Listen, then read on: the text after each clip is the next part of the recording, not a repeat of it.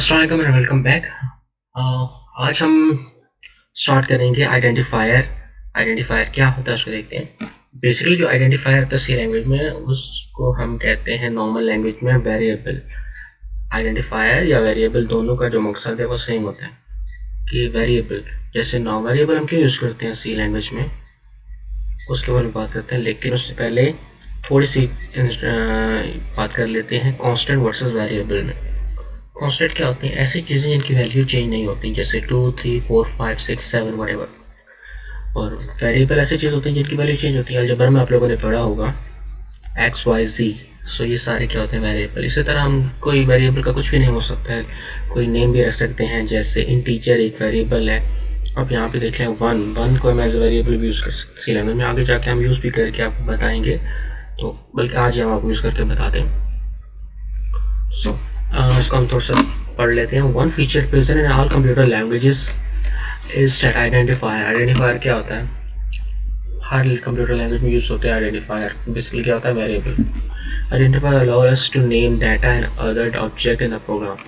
Identifier या data use करते हैं हम किसी चीज़ को आइडेंटिफाई करने के लिए, उसकी शनाख्त के लिए। ठीक है, जैसे नॉर्मल रूटीन में हमारा नेम होता है बासित, बिलाल, यूनुस, खान, वटेवर।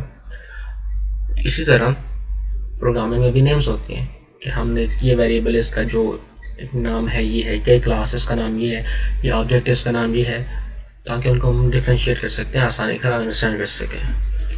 सो अभी हम चलते हैं डेव C++ कंपाइलर के ऊपर, इनको जाके एक्सिक्यूट करते हैं। हम यहाँ पे करेंगे एक न्यू फाइल क्रिएट करेंगे।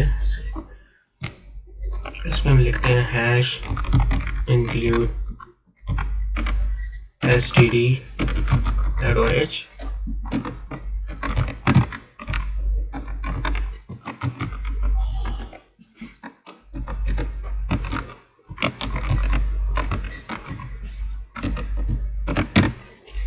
अभी हम यहाँ पे एक वेरिएबल इंक्लूड करेंगे। वेरिएबल बेसिकली 3 टाइप्स के होते हैं। जो हम अभी आज हम यूज़ करेंगे वो 3 टाइप के वेरिएबल होंगे। एक होता है इंटीजर टाइप जिसमें न्यूमेरिक से वैल्यूज़ आती हैं 1, 2, 3, 4, 5, 6, 7, 8। दूसरा होता है फ्लोटिंग पॉइंट जिसमें डेसिमल आती है। डेसिमल को हम किस में यूज़ करेंगे? फ्लोटिंग पॉइंट में। इसी तरह जो तीसरा आएगा वो है कैरेक्टर। कैरेक्टर को हम किस में यूज़ करते हैं? नॉर्मली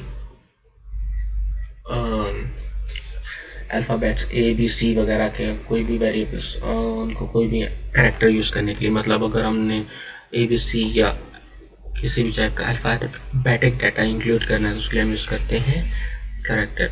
तो आज हम बात करेंगे इंट एंड फ्लोट की, 2 चीज़ों की आज हम बात करेंगे, integer and float. So first of all करते हैं हम कमेंट कर लेते हैं डिक्लेयर इंटीजर। इसको हम कहते हैं नेचुरल नंबर भी कह सकते हैं, या इंटीजर एक डिफरेंट डाटा है जिसको हम मैथमेटिक्स में एक के साथ डिनोट करते हैं, और नेचुरल नंबर को हम डिनोट करते हैं n के साथ। सो इसको डिक्लेयर करने के लिए बिल्कुल सिंपल है। हमें आपको याद रहे कि सी लैंग्वेज जो है वो केस सेंसिटिव है, तो हमने यहाँ पे स्पेलिंग का बहुत ही ख्याल रखना है। हम डिक्लेयर करते हैं वेरिएबल इंट। अलजेब्रा की स्टार्ट कहाँ से हुई थी? एक्स से हुई थी, तो हम सिंपल के लिए वेरिएबल रख लेते हैं एक्स। एक वेरिएबल हमने क्या कर दिया? डिक्लेयर कर दिया। अब इसका मतलब है इंट क्या करता है? Int is a keyword. Int क्या है? एक कीवर्ड है। इट यूज्ड टू डिक्लेयर और इनिशियलाइज्ड इंटीजर। अभी हमने डिक्लेयर तो कर लिया, अब इसको इनिशियलाइज कैसे करते हैं? इनिशियलाइज करने के लिए सिंपल करेंगे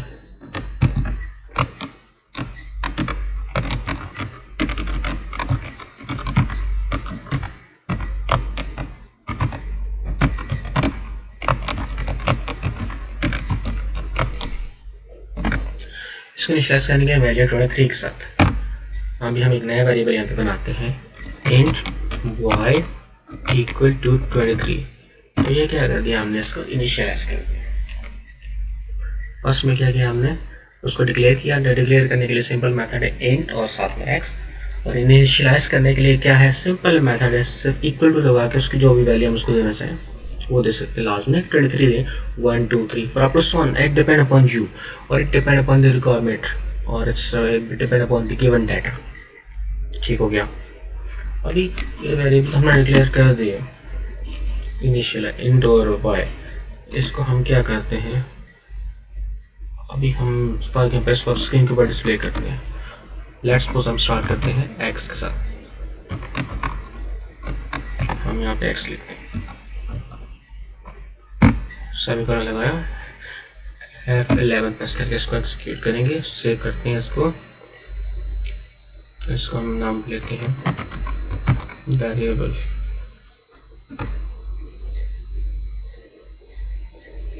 ये वापस आ गया एरर। एरर क्यों आया? क्योंकि जो हमारे पास एक्स क्या है बेसिकली एक इंटीजर, और इंटीजर की वैल्यू हमारे पास नहीं है। अभी अगर हम इसको ऐसे करें नेक्स्ट स्टेप में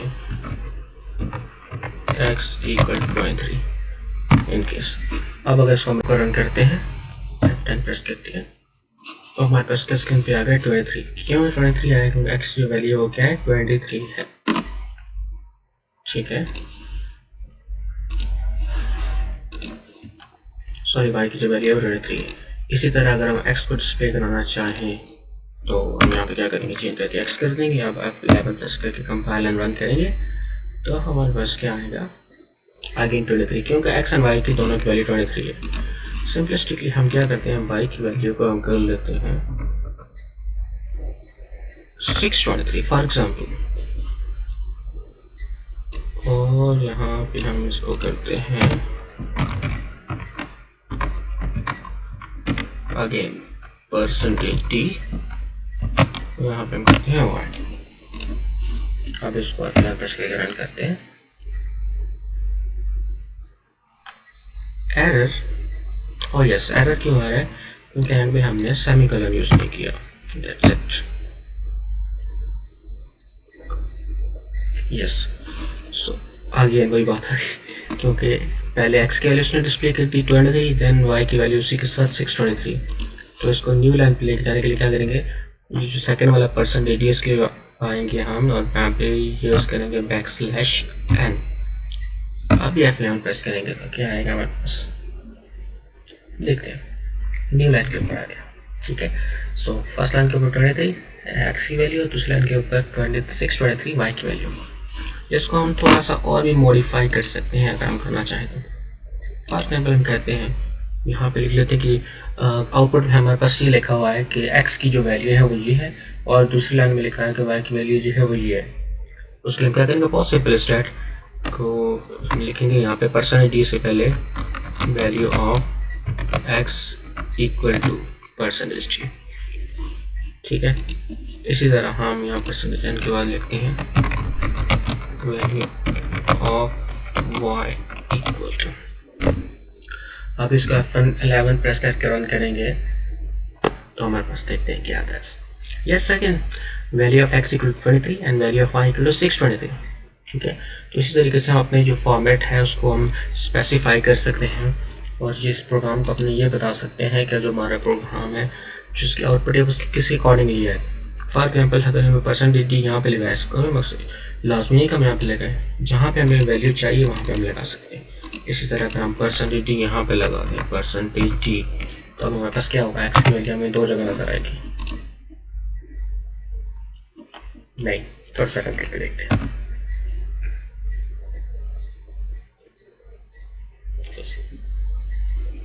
(23) और यहाँ पे x की वैल्यू है 1 2 3 4 5 6 7 इतने बड़े और समथिंग। क्यों? उसकी वजह ये है कि हमने जो फॉर्मेट स्पेसिफायर वो कितने लगाए, दो लगाए। अगर हम चाहते हैं कि यहाँ पे इसको थोड़ी देर के लिए रिमूव कर देते हैं, अब ये फिल्म प्रेस करते हैं, क्या हुआ, जो वैल्यू यहाँ पे वैल्यू थी वो गायब हो गई। ठीक है, उसकी जो वजह है कि हमने यहाँ पे फॉर्मेट स्पेसिफायर पहले दो यूज़ किए थे, तो जब फॉर्मेट स्पेसिफायर दो यूज़ करेंगे तो हमें जो वेरिएबल है उतनी ही मिकदार में प्रोवाइड करने पड़ेंगे। और ये बाई सीक्वेंस बाई डिफ़ॉल्ट जो पहला वेरिएबल यहाँ पे लिखा होगा वो पहले वैल्यू को फिर जाएगा, और जो दूसरा लिखा होगा वो दूसरे वैल्यू को जाएगा। अब जैसे फॉर एग्जाम्पल ये हमने लिखा, यहाँ पे फर्स्ट वेरिएबल x है, दूसरा भी इनकेस अगर हम x लिखते हैं तो अभी क्या आएगा, दोनों जगह हमें 23 नज़र आएगा। Yes, x 23, value of x equal to 23।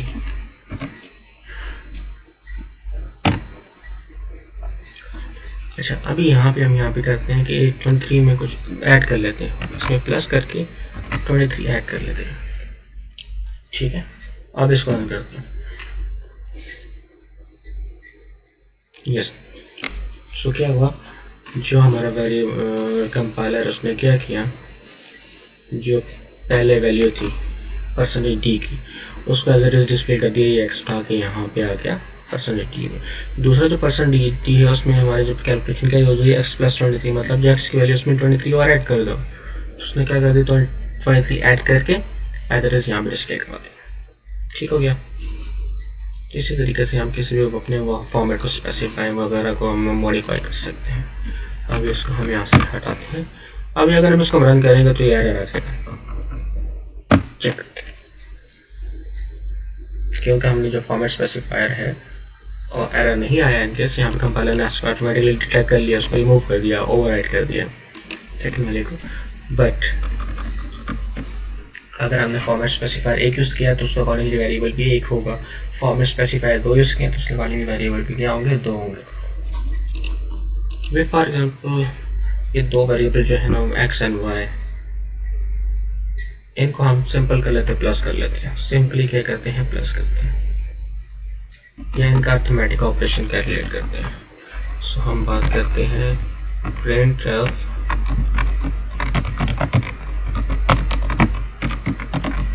Operations, तो यहाँ पे बैकस्लैश n यूज़ कर लेते हैं and semicolon. So printf first हम करते हैं सम क्या करेंगे, इक्वल टू सम में क्या करते हैं %d, और इसको हम दे देते हैं x + y and semicolon. printf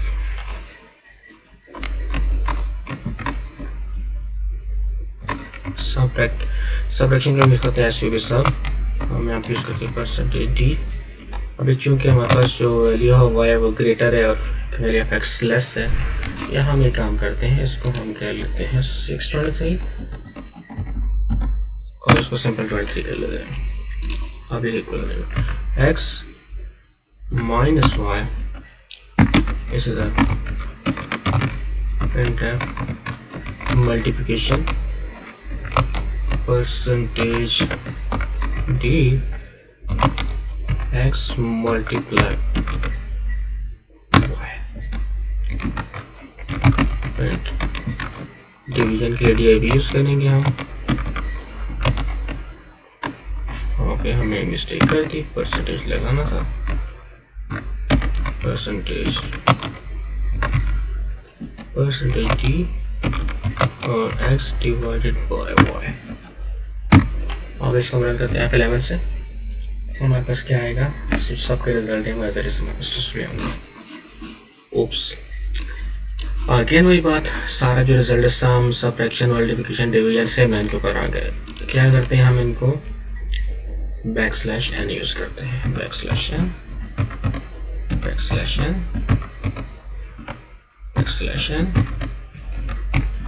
अब हम इसको रन करते हैं तो हमारे डिज़ायर रिजल्ट है वो आएगा, यस एज इट इज। ओ, एक और चीज़ ऑटोमेटिक के ऊपर आएगा तो उसको भी हम थोड़ा सा एडजस्ट कर लेते हैं। सो बैकस्लैश n F11 प्रेस किया। अब यहाँ पर जो हमारा एक्यूरेट रिजल्ट है, जो हम चाहते हैं रिजल्ट, वो आएगा हमारे सामने स्क्रीन के ऊपर। यस, फर्स्ट लाइन में वैल्यू ऑफ x 623, दूसरी value of y, then arithmetic operation as it is. हमने उसमें कोई भी फॉर्मेट स्पेसिफाई या कोई कैलकुलेशन यूज़ नहीं की, एज इट इज वो आ जाएगा। सम में हमने इसको किया गया तो सम करवाया था दोनों को। ये लाइन नंबर 19 में हमने दोनों को सम करवाया, फिर लाइन नंबर 20 में इनका डिफरेंस लिया, लाइन नंबर 21 में इनका क्या किया, मल्टीप्लाई करवा दिया, और लाइन 22 में डिवाइड करवा दिया, सिंपल सेट इंटीजर टाइप में। सो आज की जो वीडियोस को यहीं पे एंड अप करते हैं। नेक्स्ट वीडियो में हम बात करेंगे फ्लोटिंग पॉइंट वेरिएबल के बारे में।